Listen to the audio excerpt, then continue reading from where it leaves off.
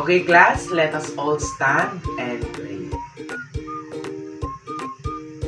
Amen. Good morning, grade 4 students, and welcome to our EPP class. So now we're going to cook. But before that, do you have an idea about what we're going to do? Okay, so now we're going to make a pancake. But before that, let's wash our hands first by singing Twinkle Twinkle Little Star. Okay, are you ready? So let's start. Twinkle, twinkle, little star, how I wonder what you are. Up above the world so high, like a diamond in the sky. Okay, so now we're going to start. Okay, class, now we're going to cook a delicious pancake. Please watch how I do it so that later on you can cook it at your own homes.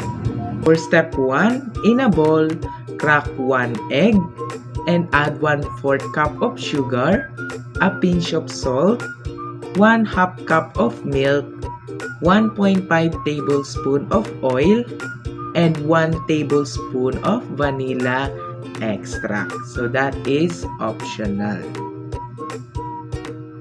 So the step number 2, mix all the ingredients together until well combined.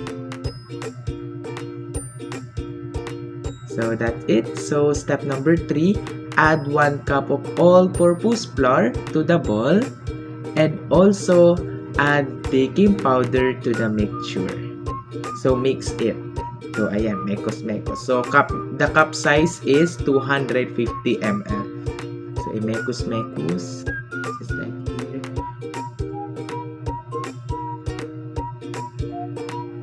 So the step 5 is whisk the batter until you achieve a smooth consistency.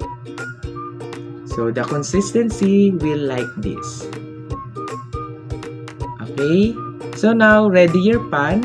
So heat a pan and add some oil to prevent sticking. So now that's step number 7. Take 1/8 cup or the 2 tablespoons of butter and pour it onto the pan.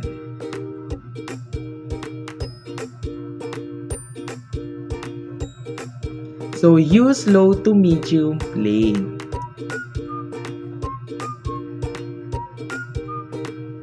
So once the bubbles start to form on the surface, flip the pancake over.